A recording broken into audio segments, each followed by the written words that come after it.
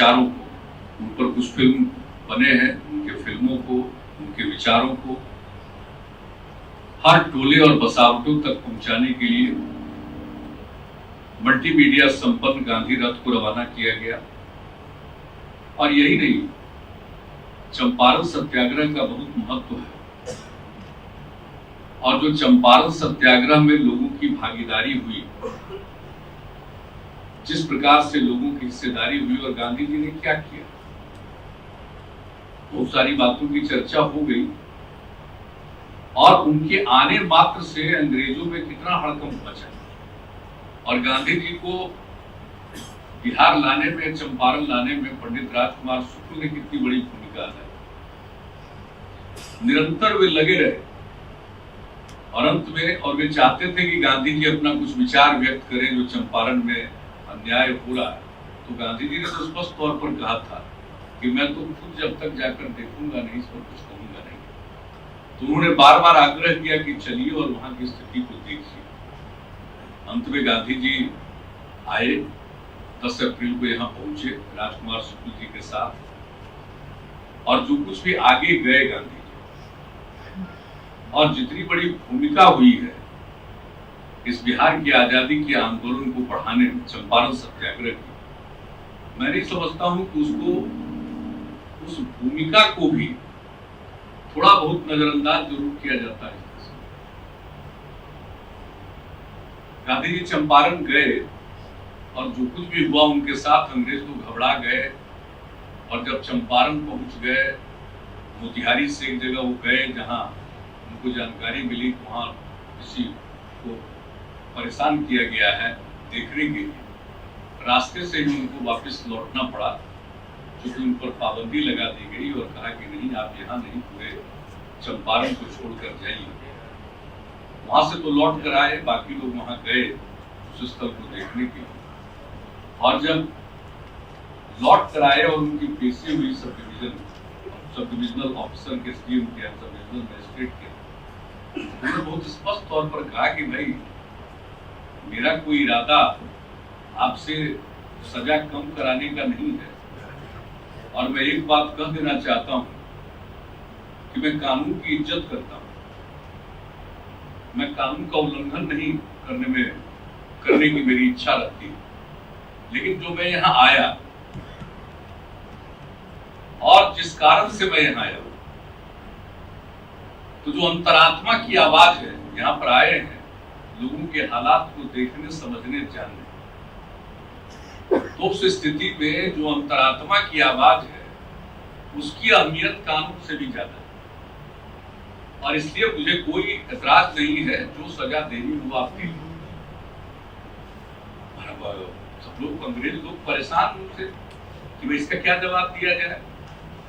तो उनको अंत में उस दिन जमानत पर छोड़ने की बात हुई तो उन्होंने कहा 100 रुपए के मुचलके पर, तो उन्होंने कहा कि मेरे पास तो कुछ नहीं है और कोई मेरा जमानतदार नहीं।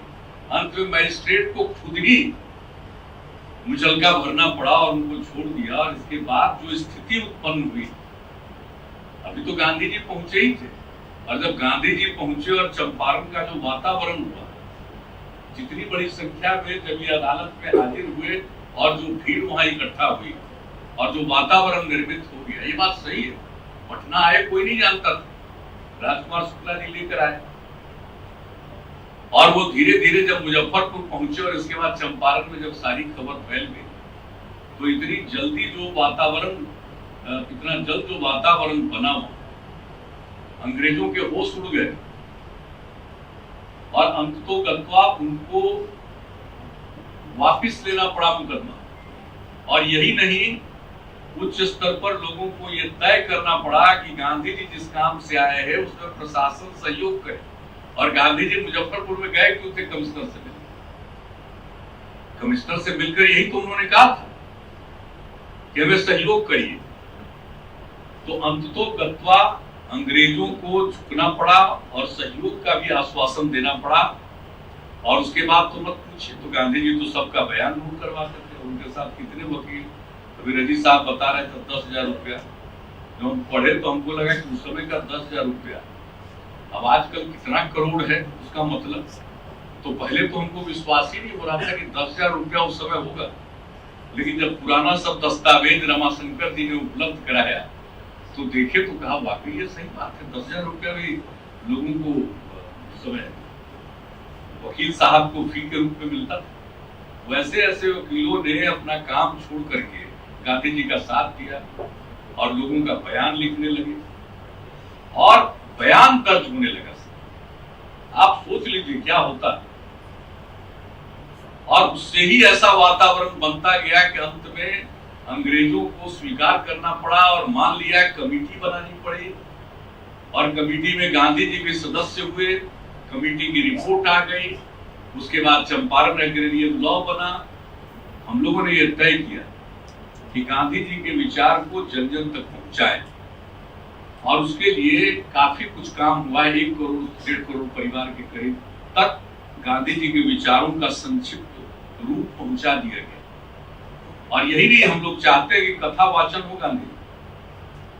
गांधी जी ने जो बातें कही और जो काम किया उन्होंने, आज की हमारी नई पीढ़ी को मालूम होना चाहिए कि गांधी जी क्या थे। गांधी जी की इज्जत कौन नहीं करता, सब लोग जानता। राष्ट्रपिता गांधी जी का नाम लीजिए, बड़ा आदर के साथ लोग पेश आएंगे। अगर गांधी जी के खिलाफ कोई बोल दे तो किसी को अच्छा नहीं लगता, लेकिन गांधी जी की बात कोई नहीं सुनना चाहता और न गांधी जी की बात में तो किसी की रुचि नहीं। इसलिए हमने यही सोचा कि भाई गांधी जी के विचार जन जन तक पहुंचा दे, कुछ याद हो जाए और हमारी नई पीढ़ी के जो लोग हैं, स्कूलों में पढ़ते हैं, उनको गांधी जी से जुड़ी हुई जो उनका काम, जो उनका विचार था, उसके कथा के रूप में उसका लेखन कराकर और उसका वाचन कराया जाए। और इसकी शुरुआत हम लोगों ने कर दी और उसमें भी रमाशंकर जी का बड़ा सहयोग है कथा के लेखन में, और बहुत अच्छे ढंग से उसकी तैयारी की गई है और शिक्षा विभाग इस काम को कर रहा।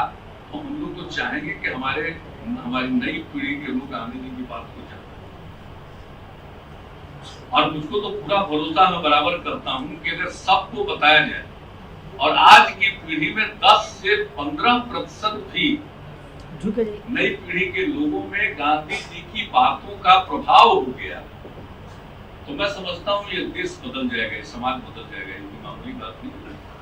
तो इसी के लिए हम लोग पूरा प्रयास करें।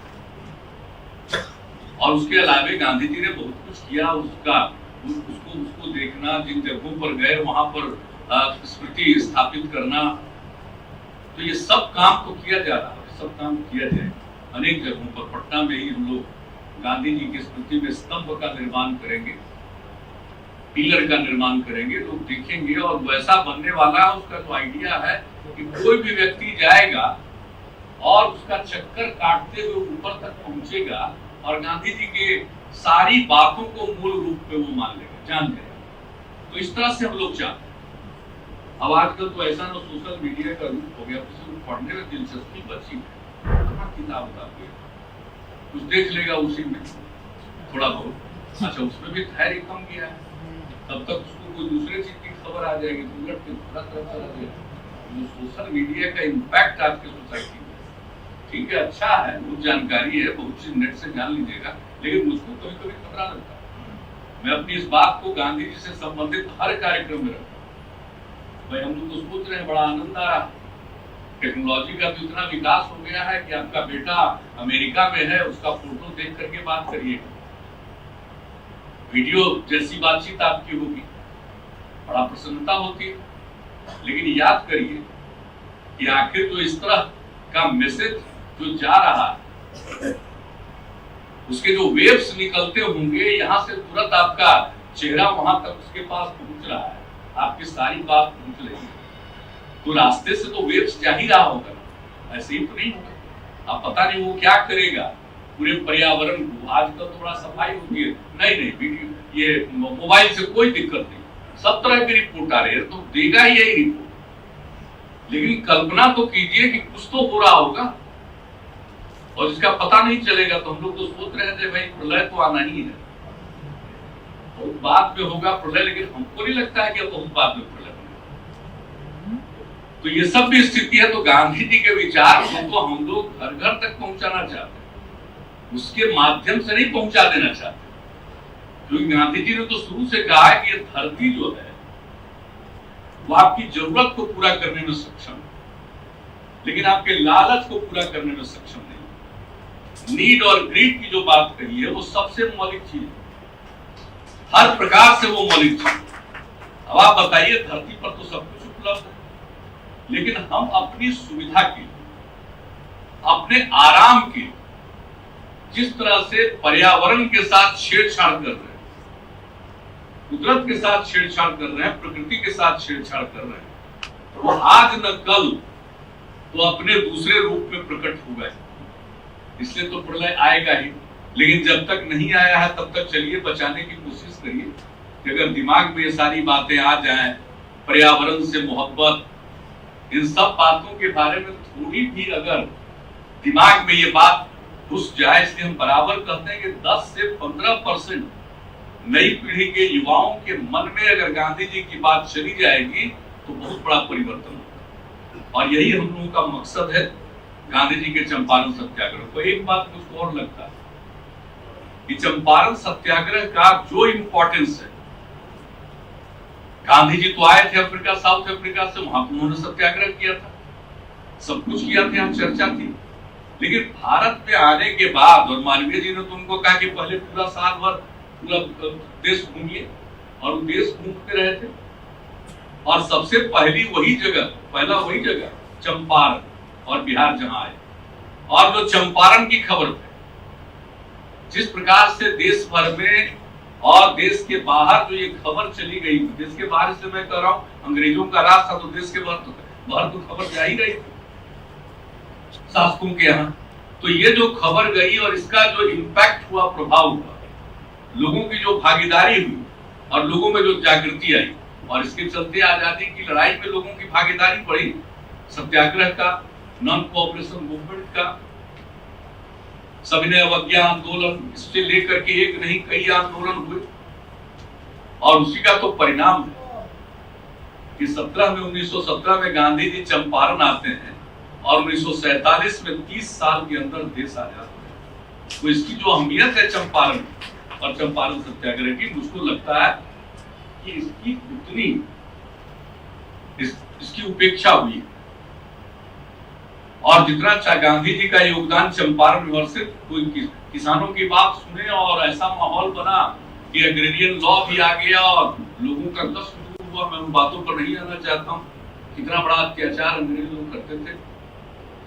सिर्फ तिनकटिया प्रणाली ही नहीं थी, नील की खेती में जब कमी आने लगी, क्योंकि जर्मनी में जो निकल गया कृत्रिम नील और रंग वगैरह निकल गया, तो उसका मार्केट घटता चला गया।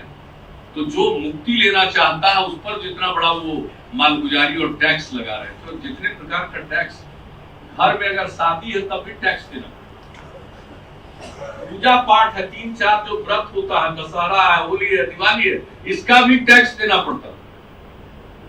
तो तरह तरह का जो टैक्स था 46 प्रकार का, उससे छुटकारा मिला।